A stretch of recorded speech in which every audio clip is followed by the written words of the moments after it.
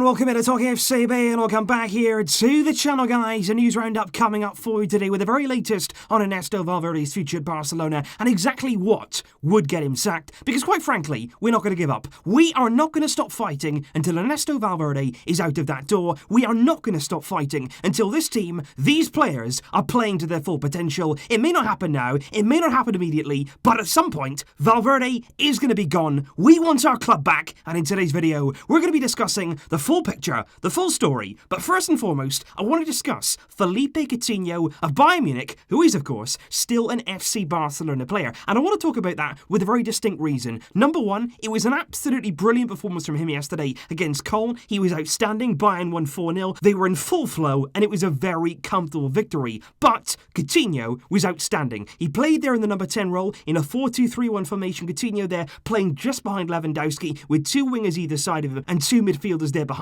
him, and he was brilliant, pulling the strings. He scored a goal. That was from a penalty. That was a penalty, though, that he won. He was bursting into the area. He was getting in beyond the striker, into the area. He would have scored anyway. He was brought down, and he stuck away the penalty with real confidence. And, of course, he got himself an assist as well, teeing up Ivan Perisic there. A nice little slide rule pass into Perisic, and Bayern score. 7 key passes in the game, playing there in a much more familiar role, and seeing the Coutinho that we knew existed. The Coutinho that we knew was there somewhere, but Bayern bringing it out to him. They got a 120 million euro buy option. Will they make that permanent at the end of the season? We're going to have to wait and see. But I want to talk about Coutinho simply because this is my point. We spoke yesterday about Ernesto Valverde, and of course we are going to come on to that in just a moment's time. And I do remain that if Coutinho had stayed at Barcelona under a different coach, it would have been different. He would have been a better player. He would have been a lot more comfortable. He would have felt more trusted in a better role in the team. But this goes for me far beyond Valverde. This goes to me to the root of the problem, which is the Barcelona board, and it's just illustrated here even more so, just like we were discussing yesterday with Antoine Griezmann, exactly the same, like we've said for a long time with Felipe Coutinho, that now he's at Bayern, it's even more highlighted. This man is a player who loves to play in the number 10 role, in a position there just behind the forward, in an attacking, creative role in midfield with wingers either side of him. He is not a winger. He is not somebody even who can play there in a midfield trio. He plays beyond that. The question then should be, why did we feel the need to spend 160 million euros on a player there that doesn't even fit our system? That a player there who wants to play basically in the same sort of area as Lionel Messi. When you've already got the best 10 out there, why are you going out there and spending that amount of money on another one when you knew you wouldn't be able to fit him in? And certainly Valverde wouldn't have a chance of fitting him in. And now we've repeated our mistake. Antoine Griezmann has come in. He's not playing in his proper role. He's been put out on the left. He's been put out on the right. He is also not a winger, and this is the problem. Yes, Valverde is certainly a massive issue right now, but it's the board. It's that long and short-term planning. Any sort of planning they don't seem to understand. They don't seem to get the idea going after Neymar this summer, the wild goose chase that was, and certainly the planning at this club, the direction, the philosophy,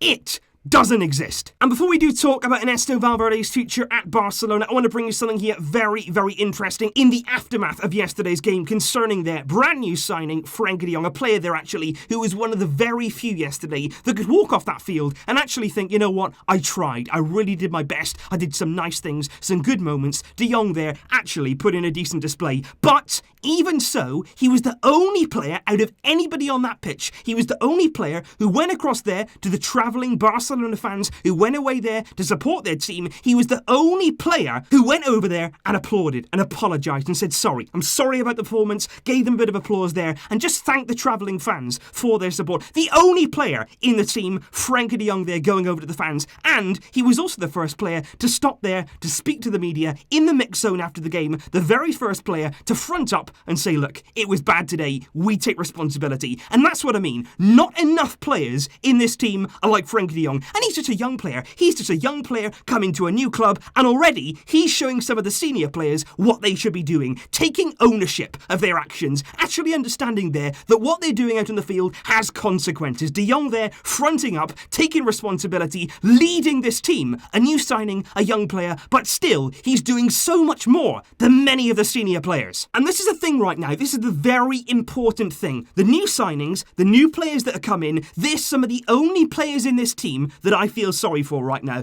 Do I feel sorry for the senior players in that Barcelona dressing room that at the end of last season, remember, they came out, they backed Valverde. And that's the problem. I don't feel sorry for them. I honestly don't feel sorry for them. I do feel sorry for players like Frenkie de Jong, players there who have come in this summer, Antoine Griezmann, with a hope of succeeding at Barcelona, and suddenly now they've got the shackles on under Ernesto Valverde. Do I feel sorry for the players at the end of last season who came out there and said, look, Valverde is the man for the job? Should they be cut some slack now? Absolutely not. And that's the problem. After we lost to Liverpool, after we lost to Valencia, I said it right here, you guys are with me, we said the same thing. We said now those players have backed Valverde, they need to take responsibility. If we go on this season and we lose and there's bad times and there's criticism, they need to accept that. Because the problem is, once you back your coach, you then are on the same sort of ground as him. You're going to be judged by the same sort of method there that Valverde is. So, if the team fails, you back the manager, you have to now take responsibility. You wanted him here, you wanted him to stay, you want to play under him, so how about you go and play under him? If you want to fail, if you want to poorly perform, the responsibility, the criticism now will lie solely at your door because you made that decision to keep Valverde in charge. And that's the problem right now. We spoke about it last season, we've said it now month upon month upon month. Far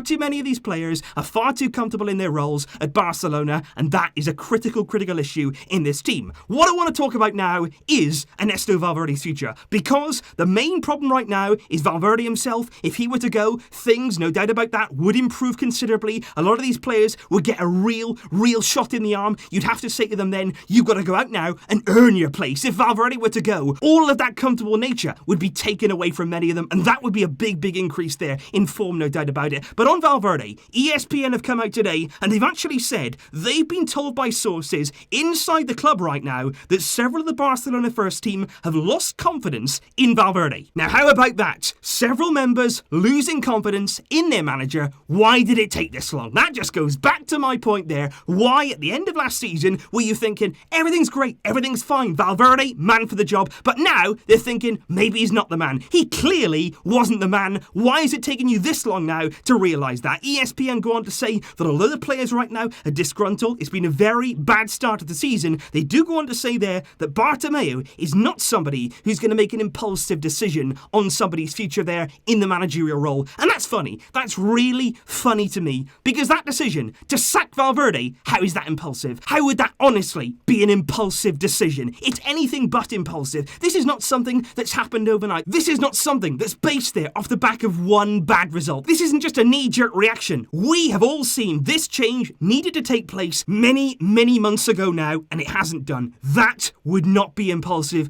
Bartomeu has to act. What's it going to take? What is it going to take to actually sack Ernesto Valverde at FC Barcelona? What's it going to take for him? Because right now, we've had the worst start of the season for 25 years. In the club's history, in the last 25 years, this is the worst start to a Barcelona League season, and it's embarrassing. Once again, humiliation, disappointment, lack of effort, lack of intensity, all the same things, like I say, that we've been saying now for a long time. We've got 1 point from our opening 9 away league games. How is that acceptable? How is that acceptable for an FC Barcelona team? We drop points there in every away league game this season, and of course in the Champions League as well. We've lost twice in that time, once to Athletic, once last night to Granada, drawing of course to Osasuna. In that time we've also played there 2 newly promoted teams. We're not even playing world beaters. Can you imagine when we come up against some bigger teams, some real quality opposition, what's going to happen then? The chance now is to act, to do something, to actually take the initiative here and just say, look, we made a mistake, we should have done it at the end of last season, we didn't do that, but now you can correct your errors. You could at least do it now while the season is young, while the season is fresh. And should I just mention, there's a manager right now that's currently out of a job. He's sitting there doing nothing, tailor-made for Barcelona. Quique Setien doesn't have a club. I'm not saying Quique Setien is the answer to all of our prayers. What I am saying is there's no need here to stick with somebody who's not doing anything good for the club. He's not taking us in the right direction. Quique Setien could come in, even if it's short-term, even if you don't want to go with him in a long-term project. Please, just do something now to improve Barcelona. Please, do something now to actually get us away from Ernesto Valverde. We need that. The players need that.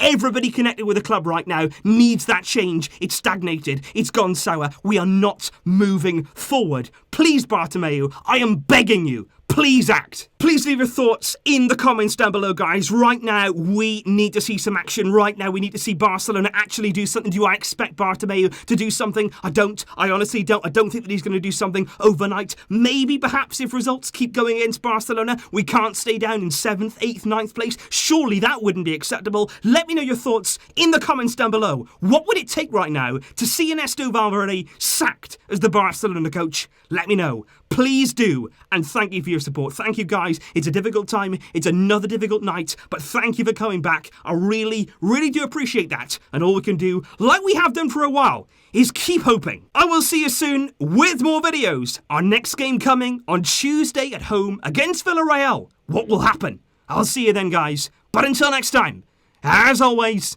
Visca el Barça.